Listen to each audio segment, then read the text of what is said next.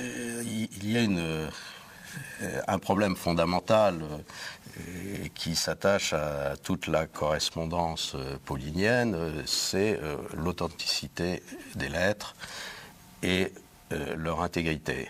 C'est vrai que quand je dis authenticité, est-ce que Paul a oui ou non écrit les lettres?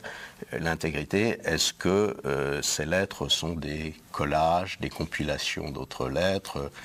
Donc elles peuvent être, tout peut avoir été rédigé ou en tout cas dicté par Paul, puisqu'il dictait ses lettres, mais ne correspond pas à un écrit rédigé tel quel. Donc c'est un problème absolument fondamental. Nous savons que sur les 14 lettres attribuées à Paul dans les Bibles catholiques, en tout cas une est définitivement écrite par quelqu'un d'autre, l'Épître aux Hébreux, qui n'est pas inclus dans les lettres de Paul dans les Bibles protestantes. Parmi les 13 qui restent, il y a 3 épîtres qui sont pratiquement universellement considérées comme non pauliniennes. Ce sont les écrits et les lettres pastorales, Titus, Timothée, et il en reste 10 qui sont acceptés avec plus ou moins de contestation. Enfin, disons qu'il y en a 7 qui sont unanimement reconnus comme authentiques: Romains, Galates, 1 Thessaloniciens, 1 et 2 Corinthiens, Philippiens et Philémon. En tout cas, je parle des exégètes contemporains, puisque au début du siècle, un certain nombre de spécialistes mettaient en question l'authenticité de certaines de ces lettres, et 3 autres qui sont très discutables: 2 Thessaloniciens, Colossiens et Éphésiens. Donc, nous savons déjà que dans ce corpus attribué à Paul, il y a en tout cas un certain nombre de lettres qui ne sont pas de lui. Deuxième problème, certaines lettres sont visiblement des compositions littéraires. Elles ont été, les lettres qui apparaissent dans n'importe quel Nouveau Testament, certaines lettres ont été composées à partir de plusieurs écrits de Paul.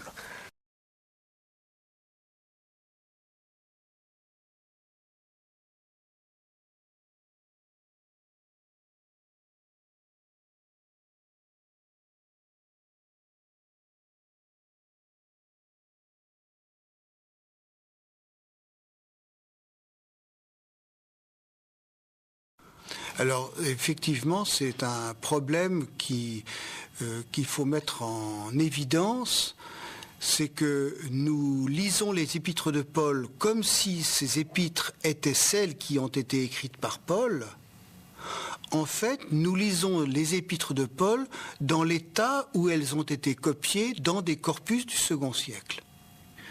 Le premier corpus est attesté par Marcion, qui travaille dans une école à Rome, vers 140, et puis qui se brouille avec la communauté chrétienne peu de temps après. Et lui atteste un corpus de 10 épîtres.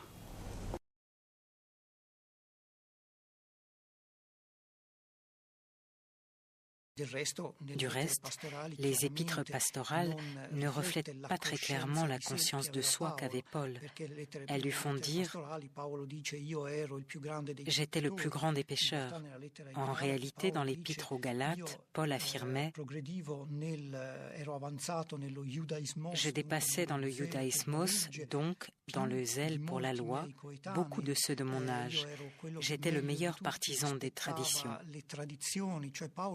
Paul déclarait qu'en tant que juif, il était un bon juif. Paul ne parlait pas de lui-même comme d'un pécheur. Naturellement, son péché fondamental, si l'on peut le nommer ainsi, c'était de ne pas avoir accueilli Jésus.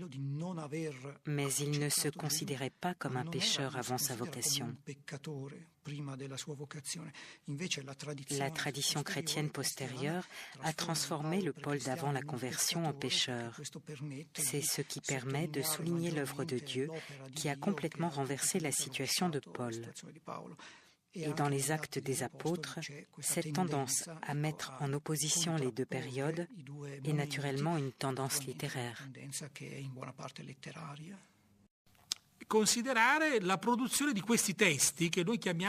Par exemple, les deutéropauliniennes, l'Épître aux Éphésiens, aux Colossiens, aux Hébreux, sont attribués à Paul, mais ne sont pas de lui.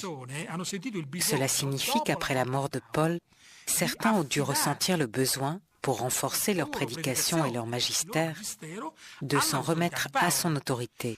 Dans l'Épître aux Colossiens et dans l'Épître aux Éphésiens, qui ne sont probablement pas de Paul, n'est-ce pas, nous avons déjà là des écrits qui se servent de la figure de Paul comme du héros de l'Évangile, comme du héros de la prédication, mais au fond, il est le missionnaire et plus que le théologien, où il est le théologien qui va servir de détonateur à une réflexion théologique nouvelle. C'est très clair dans l'Épître aux Éphésiens, qui reprend toutes sortes de thèmes qu'on trouve dans les Épîtres de Paul, mais qui les développe de manière complètement différente.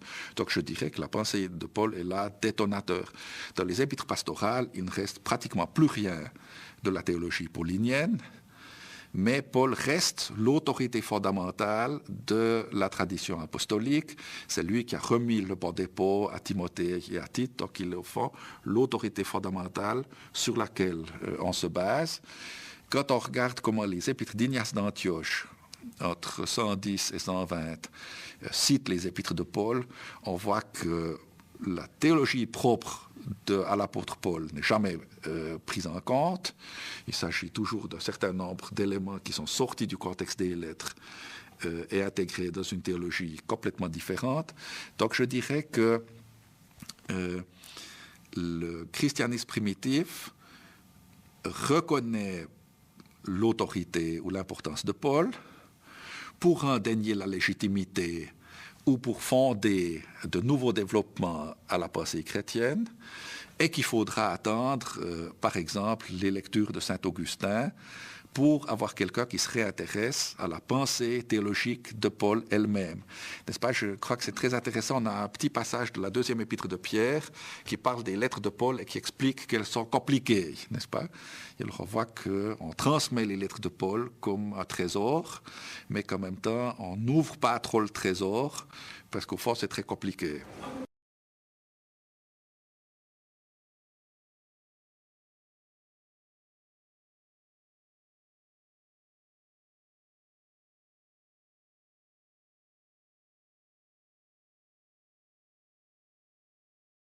Parce qu'il y a effectivement le Paul des Épîtres avec toute l'évolution, la cohérence, je le crois également, mais l'évolution dans sa pensée.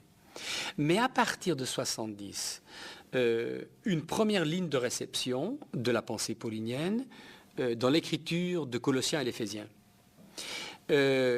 Nous avons une autre ligne de réception de la figure de Paul dans la rédaction des pastorales. Et on est là plutôt dans les années 80-90. On a une troisième ligne de réception de la figure de Paul dans l'écriture de Luc Actes. Et peut-être même, peut-être, faut-il se dire que déjà à ce moment-là, ou très très tôt après, continue à se développer et à s'amplifier des récits légendaires sur l'action de Paul qui vont se concrétiser à la fin du IIe siècle dans l'écriture des actes apocryphes de Paul et Thècle, qui rassemblent toute une série de traditions sur Paul, sa mission et l'instauration au fond de Thècle dans la position de disciple. Donc on a déjà dans les années 70-80 3 lignes de réception de Paul. Ensuite, à la fin du 1er siècle, c'est le rassemblement de ses épîtres, où effectivement Paul commence à être non seulement, je dirais, une figure fondatrice pour la mission paulinienne, mais une figure fondatrice pour le christianisme tout court.